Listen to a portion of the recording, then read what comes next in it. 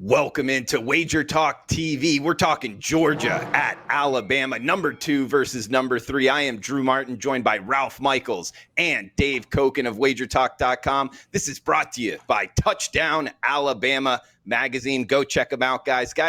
Dave, starting with you first. We got 57 being the total, with Alabama laying 6 or 6.5, depending on what sportsbook we're going off of. You have any interest in betting Georgia versus Alabama Saturday night, 8 p.m. on CBS? Game of the week, no question about that. Interesting to note, the last 3 times that Alabama's been favored by less than a touchdown, they've lost the game each time. And the last 8 times they've been favored by less than a touchdown, they're only 1-7 against the spread. Also, now I know it's a small sample. We haven't seen a lot of football yet from these SEC teams. It's not like we're 2/3 of the way through the season.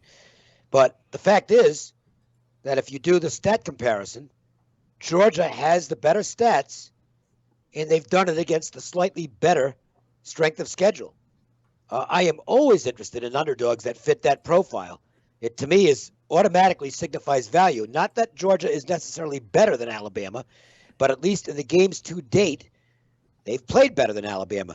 I was really impressed with Georgia's second half last week against Tennessee. Tennessee's not a bad football team, and Georgia absolutely beat the crap out of them in the second half. Some of that was Guarantano, who, when he goes bad, he can get real bad for Tennessee, and he was last week, but Georgia took full advantage of it.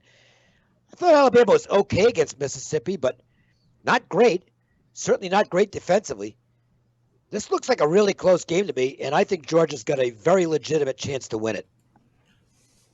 So maybe looking towards the dog plus the points here, Ralph, coming to you. I mean, Dave talked about it. Alabama's offense has been great. Georgia hasn't likely seen an offense like Alabama's, but at the same time, Alabama's offense definitely hasn't seen a defense like Georgia's. What are you thinking, Ralph?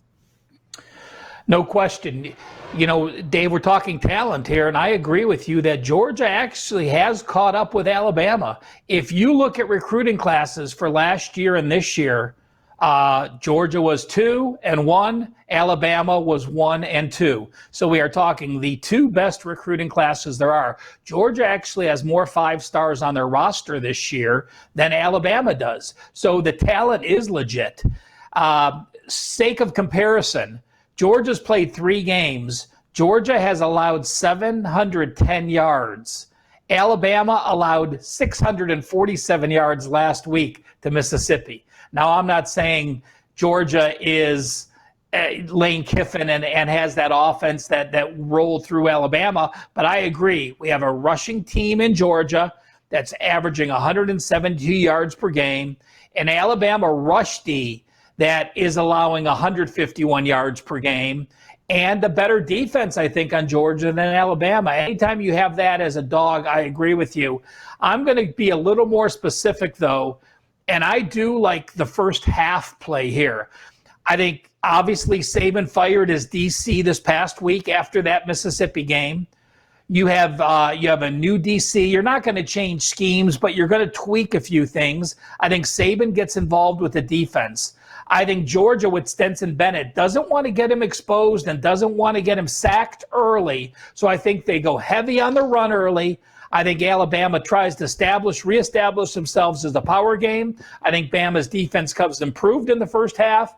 And I do like the first half under in this matchup between, again, so far the best game year to date in college football.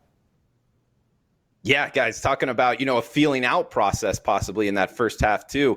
Guys, you're seeing the scroll at the bottom. Over 80 years experience in college football betting here between Dave and Ralph. You can get both of their services for under $700, $699. Check it out, WagerTalk.com. It's like buying one and getting the other service for only $54. So check that out, WagerTalk.com. Dave, coming to you in conclusion here, do you think there's anything to the stat of Nick Saban 20, or I forget if it's 20 or 21-0 against former assistants here? He's facing his former assistant with Kirby Smart. I'm not surprised, because the assistants have gone on for the most part to coach programs that are not at the same level. So okay. I don't care about that stuff. I'm a matchup guy. I don't really get into weird historical stuff that has no particular explanation I can put my finger on. and I'm just sticking with the stat profile here. It's not an automatic for me, but boy, you won't find me on the other side of these. When I've got the better stats against the better schedule, with the dog, I'm going to be interested in taking the points. I won't be laying points in those situations. I can tell you that. All right, and Ralph, coming to you in conclusion, anything to that stat with Nick Saban against former assistants and your final thoughts on the Georgia-Alabama game? Well, it goes to shows you what a good head coach he is because, he has assistants out there in multiple jobs. But I'm just wondering why the hell Dave's stealing my thunder. They call me Mr. Statman, Dave. I'm supposed to give those Bama stats. You're not supposed to give those single-digit Bama stats. That's my job next time. I stole it from Ralph, okay? Well, guys, check them both out. Dave Koken on Twitter, at Dave Koken. Also, Ralph on Twitter. Great follow there, at Cal Sports LV. And remember, over 80 years college football betting experience. You can get them both for just $699 at WagerTalk.com.